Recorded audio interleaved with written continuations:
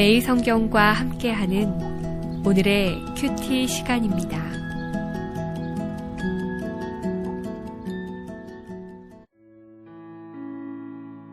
(4월 21일) 오늘의 말씀은 고린도후서 13장 1절에서 13절까지의 말씀입니다. 내가 이제 세 번째 너희에게 가리니 두세 증인의 입으로 말마다 확정하리라. 내가 이미 말하였거니와 지금 떠나 있으나 두 번째 대면하였을 때와 같이 전에 죄 지은 자들과 그 남은 모든 사람에게 미리 말하노니 내가 다시 가면 용서하지 아니하리라. 이는 그리스도께서 내 안에서 말씀하시는 증거를 너희가 구함이니 그는 너희에게 대하여 약하지 않고 도리어 너희 안에서 강하시니라. 그리스도께서 약하심으로 십자가에 못 박히셨으나 하나님의 능력으로 살아계시니 우리도 그 안에서 약하나 너희에게 대하여 하나님의 능력으로 그와 함께 살리라. 너희는 믿음 안에 있는가? 너희 자신을 시험하고 너희 자신을 확증하라. 예수 그리스도께서 너희 안에 계신 줄을 너희가 스스로 알지 못하느냐? 그렇지 않으면 너희는 버림받은 자니라. 우리가 버림받은 자 되지 아니한 것을 너희가 알기를 내가 바라고 우리가 하나님께서 너희로 악을 조금도 행하지 않게 하시기를 구하노니 이는 우리가 옳은 자임을 나타내고자 함이 아니라 오직 우리는 버림받은 자 같을지라도 너희는 선을 행하게 하고자 함이라. 우리는 진리를 거슬러 아무것도 할 수 없고 오직 진리를 위할 뿐이니 우리가 약할 때에 너희가 강한 것을 기뻐하고 또 이것을 위하여 구하니 곧 너희가 온전하게 되는 것이라. 그러므로 내가 떠나 있을 때에 이렇게 쓰는 것은 대면할 때에 주께서 너희를 넘어뜨리려 하지 않고 세우려 하여 내게 주신 그 권한을 따라 엄하지 않게 하려 함이라. 마지막으로 말하노니 형제들아 기뻐하라. 온전하게 되며 위로를 받으며 마음을 같이하며 평안할지어다. 또 사랑과 평강의 하나님이 너희와 함께 계시리라. 거룩하게 입맞춤으로 서로 문안하라. 모든 성도가 너희에게 문안하느니라. 주 예수 그리스도의 은혜와 하나님의 사랑과 성령의 교통하심이 너희 무리와 함께 있을지어다. 안녕하세요. 매일 성경과 함께하는 묵상의 시간입니다. 오늘은 성도들이 함께 모여 하나님을 예배하는 주일입니다. 사도행전에 보면 교회는 두 가지 이름으로 소개됩니다. 하나의 이름은 에클레시아, 즉 모이는 공동체, 또 다른 이름은 디아스포라, 즉 흩어지는 공동체입니다. 우리는 모이는 것 자체가 목적이 되어서는 안 되고 제대로 흩어지기 위해서 모여야 합니다. 함께 모여 하나님을 예배할 뿐 아니라 흩어져 각자의 삶의 처소에서 예배해야 합니다. 주일만 아니라 주중의 모든 일상과 언행과 삶 역시 예배가 되어야 한다는 뜻입니다. 이를 위해 공동체와 함께 드리는 공예배는 물론 개인적으로 드리는 예배, 즉 묵상의 시간이 필요합니다. 묵상의 시간은 단지 종교적인 의무나 또 하나의 율법이 아니라 개인적으로 하나님께 드리는 예배의 시간입니다. 그 묵상의 의미와 본질을 놓치지 않는 성도 여러분이 되시길 바랍니다. 오늘 우리가 함께 묵상할 말씀은 고린도후서 13장 1절에서 13절까지의 말씀입니다. 바울은 세 번째 고린도 방문을 앞두고 아주 단호하게 그들의 회개와 변화를 촉구합니다. 그의 경고와 책망을 무시하고 회개하지 않는 자들에게는 그의 세 번째 방문이 징계의 시간이 될 것임을 분명히 밝히고 있습니다. 2절 말씀입니다.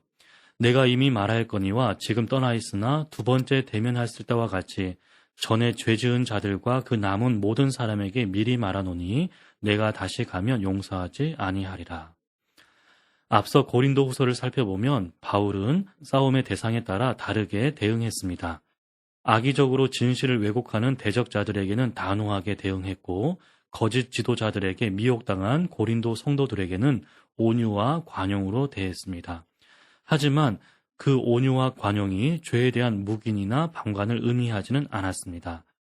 바울은 다시 고린도를 방문하면 그 안에 계신 주님 때문에 강하고 담대하게 불순종하는 이들과 맞설 것이라고 말합니다. 좋은 관계를 명분으로 악을 용납할 때 결코 참된 선과 덕을 세우지 못합니다. 교회 안에서 통렬한 회개의 촉구와 정당한 권징이 사라질 때 악이 활개를 칠 것이기 때문입니다. 우리가 작은 죄도 소홀히 다루지 않아야 할 이유가 바로 여기에 있습니다. 도덕적으로 타락하고 영적으로 무감각해져 가는데도, 또 세상보다도 부정직하면서 종교적인 말과 행동으로 자신을 꾸미는데도 그것을 신앙이라고 불러준다면 공동체 전체가 위태로워질 것입니다. 하지만 바울은 이러한 일이 일어나지 않기를 바라며 그들의 회개와 회복을 위해 기도합니다. 9절과 10절 그리고 11절 말씀을 함께 보겠습니다. 우리가 약할 때에 너희가 강한 것을 기뻐하고 또 이것을 위하여 구하니 곧 너희가 온전하게 되는 것이라. 그러므로 내가 떠나 있을 때에 이렇게 쓰는 것은 대면할 때에 주께서 너희를 넘어뜨리려 하지 않고 세우려 하려 내게 주신 그 권한을 따라 엄하지 않게 하려 함이라. 마지막으로 말하노니 형제들아 기뻐하라. 온전하게 되며 위로를 받으며 마음을 같이하며 평안할지어다. 바울은 자신이 버림받은 사람처럼 보일지라도 성도들이 회개하여 선을 행하고 온전하게 되기만을 바라고 기도합니다. 자신은 점점 약해질지라도 성도들만은 점점 주께 세움을 입기를 바란 것입니다. 바울이 기도하고 또 이렇게 편지를 쓰는 이유도 그의 방문이 징계를 위한 방문이 아니라 기쁨의 교제가 있는 방문이 되기를 바랐기 때문입니다. 마태복음 18장에서 예수님도 공동체는 잘못을 범한 형제를 다시 얻기 위해 신중하면서도 지속적인 노력을 해야 한다고 말씀하십니다.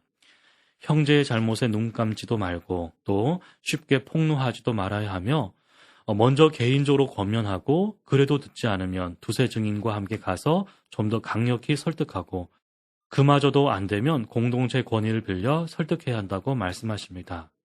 그리고 모든 권면을 다 거절하여 출교나 교제 금지 등의 조치를 취하더라도 그 목적은 궁극적으로 형제를 얻는 것이 되어야 한다고 말씀하십니다.